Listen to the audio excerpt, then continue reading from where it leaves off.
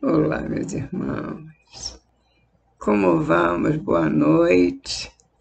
Estamos mais uma vez aqui juntinhos, unidos, na paz do Cristo, para ler o livro Ceifa de Luz da coleção Fonte Viva, ditado por Emmanuel a Chico Xavier.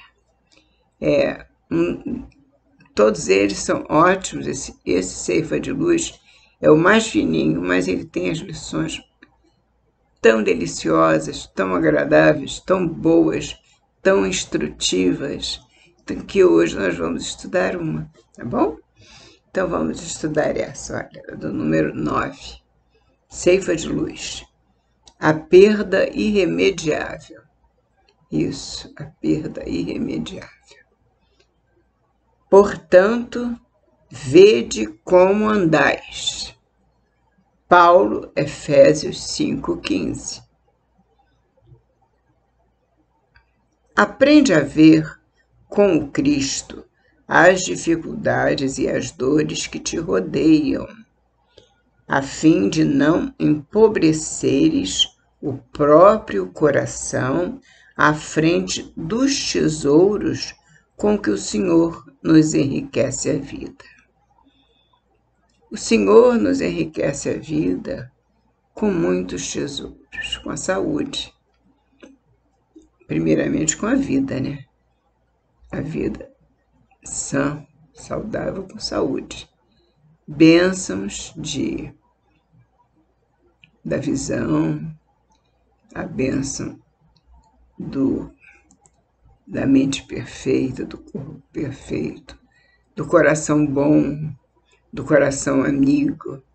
São muitas bênçãos que recebemos, são muitos tesouros que o Senhor nos entrega, muitos dons que recebemos, mas dos quais teremos que prestar contas, nós sabemos disso.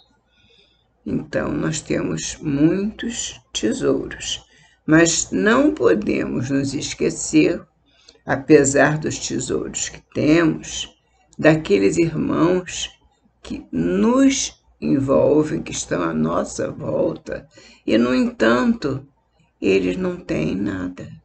Hoje em dia, nós estamos num momento tão complicado que nossos irmãos, muitos deles, muitos,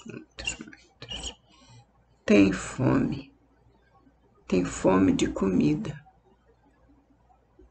Além da fome de amor, a fome do lar, a fome de um parente, a fome de um irmão, a fome de uma mãe. Além dessas fomes todas, eles têm fome de comida. Esse tempo nós estamos vivendo esse tempo.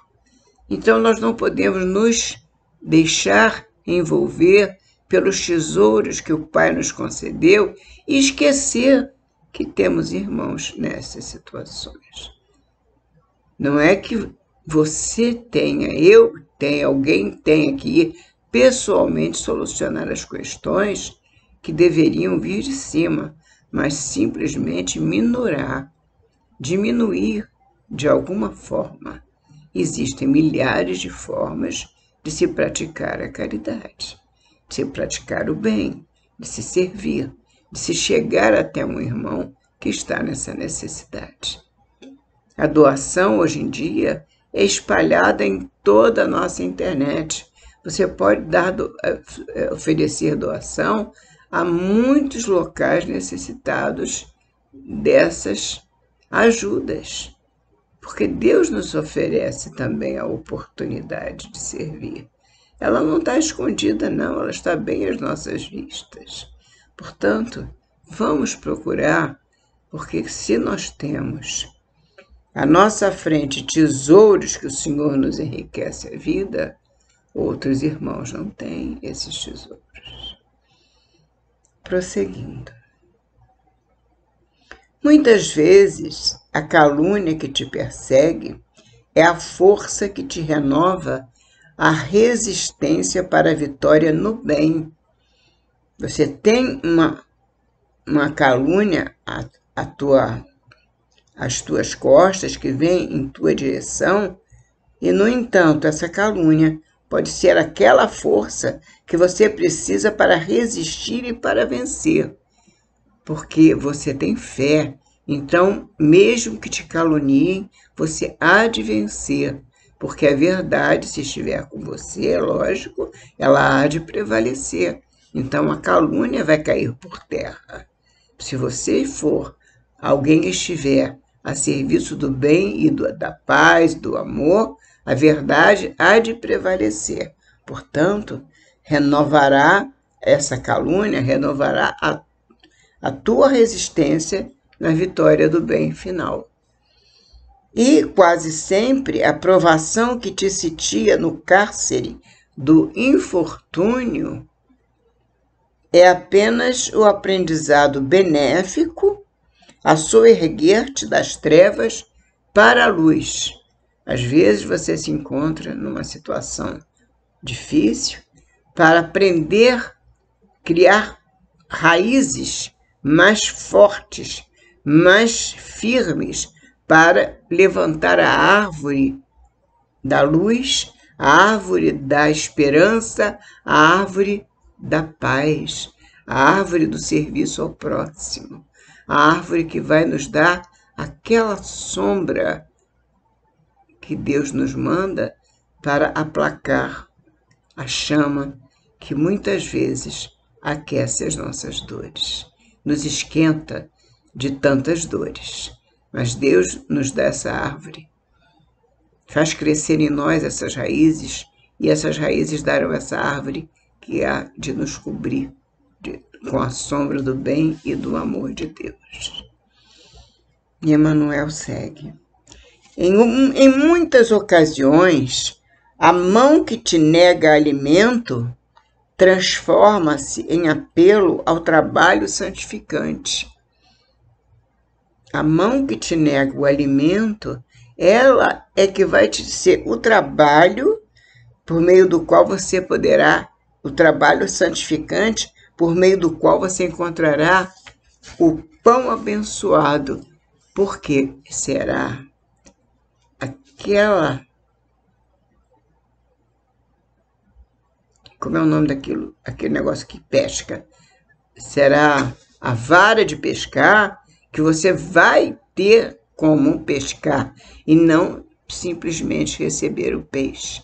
Você vai receber daquele que te nega o alimento o apelo ao trabalho santificante, ou seja, a vara de pescar por meio do qual encontrarás o pão santificante, ou seja, você vai conseguir pescar pelo suor do seu próprio rosto.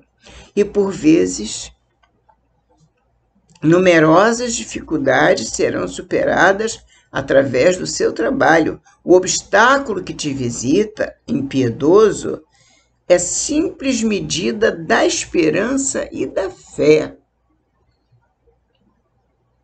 concitando-te a superar as próprias fraquezas.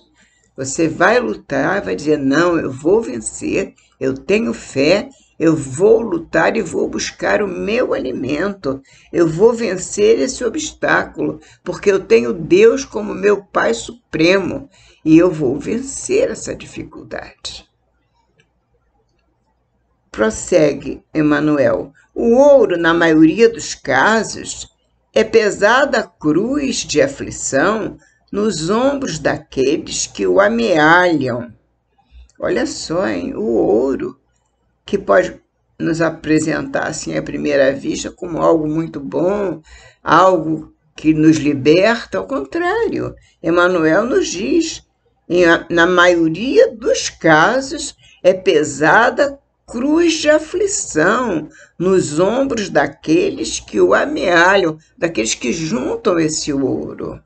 E a evidência no mundo, ou seja, ser uma pessoa destacada, uma pessoa conhecida no mundo, frequentemente não passa de ergástulo, ou seja, algo que prende a alma, e essa alma de padecer angustiosa solidão. Tamanha exposição que essa pessoa terá, ou essa pessoa frequentemente não passa de ser uma prisioneira. A sua alma não passa de ser uma prisioneira que padece angustiosa solidão, embora seja aquele que tem evidência no mundo. Aquela alma, aquela pessoa, aquele ser que tem evidência no mundo, sofre, padece uma angustiosa solidão. E o ouro, na maioria dos casos, é pesada a cruz de aflição nos ombros daqueles que os retêm, que os possui, que os detém. O ouro pode parecer uma coisa muito boa, mas na maioria dos casos ele tem muito medo de perder. Então a gente escuta aquele velho ditado que diz: o pobre se preocupa com o muito que tem a ganhar e o rico com o muito que tem a perder. Então, este que tem muito, ele se preocupa de tal maneira que ele nem dorme tão preocupado com o que ele pode perder.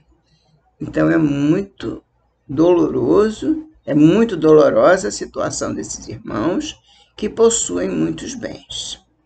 Prossegue Emmanuel. Descerra a própria alma a riqueza divina, esparsa em todos os ângulos do campo em que se desdobra a existência, e incorporaremos-la aos nossos sentimentos.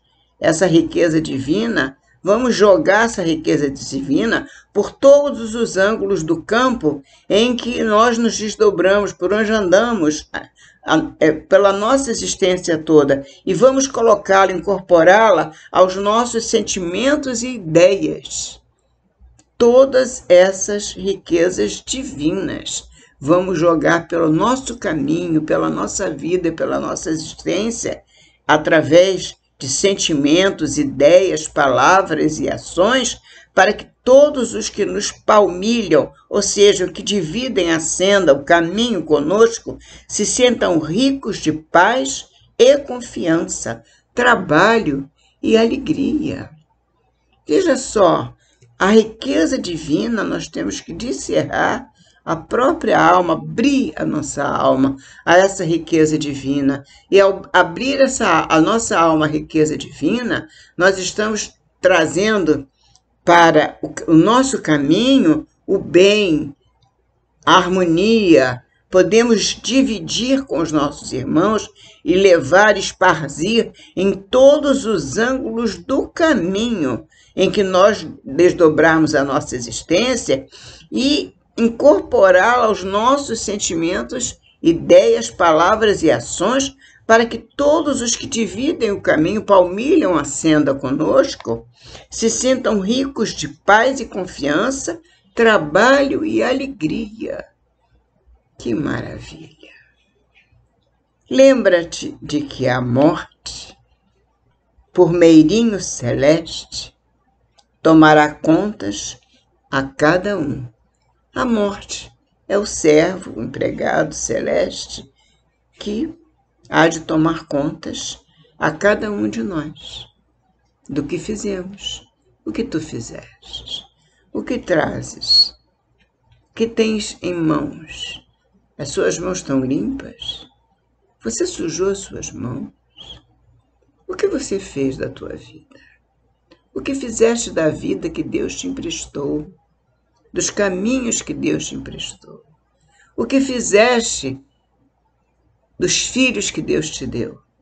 O que fizeste de todos os amigos que encontraste no caminho? O que fizeste do teu trabalho? O que fizeste das tuas vontades? O que fizeste dos teus sonhos? Presta contas, meu irmão, porque essas contas nos serão pedidas. Portanto, vamos fazer o nosso inventário enquanto estamos encarnados, porque as encarnações se repetem, se sucedem. E Emmanuel vai falar nisso agora, quer ver? A morte, por meirinho celeste, tomará contas a cada um. Recorda que os mordomos da fortuna material, ou seja, os donos da fortuna material, aqueles que as detêm, tanto quanto as vítimas da carência de recursos terrestres, aqueles que pouco têm, sábios e ignorantes, sãos e doentes, felizes e infelizes, todos nós, comparecerão ao acerto com a justiça indefectível, infalível, a justiça divina. E guarda contigo a certeza de que a única flagelação irremediável é aquela do tempo inútil.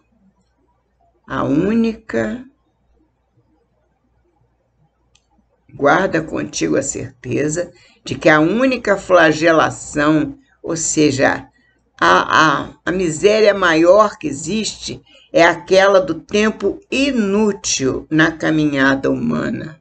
Aquela do não fazer nada, não se importar com nada nem com ninguém. Por quê?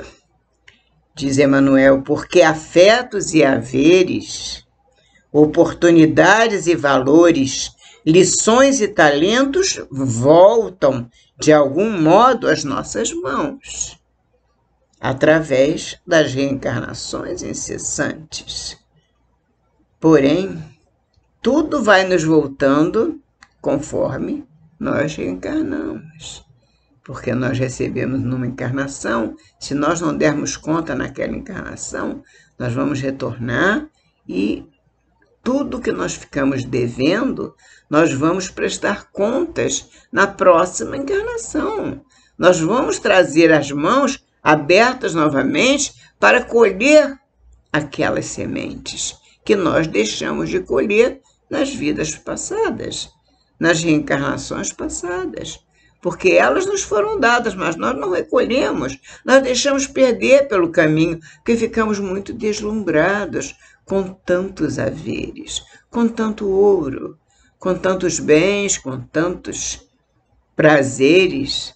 Perdemos a oportunidade de amealhar bens para a nossa fortuna espiritual.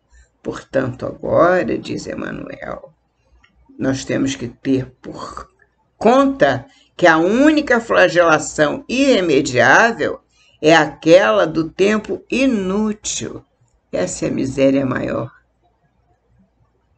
Na caminhada humana, ou seja, na nossa encarnação, porque afetos e haveres, os amores, os haveres, os bens, oportunidades, valores, lições e talentos, dons, voltam de algum modo às nossas mãos, através das reencarnações incessantes. Mas a hora perdida é um dom de Deus que não mais voltará. A hora perdida estará perdida. Agora, talvez uma outra hora, um outro dia, uma outra encarnação. Deus nos dará a oportunidade, com certeza, porque nós somos muito amados. Obrigada, meus irmãos, obrigada pela oportunidade de juntos refletirmos sobre tão grande amor. Assim seja, meus irmãos, até a próxima semana, se Deus quiser.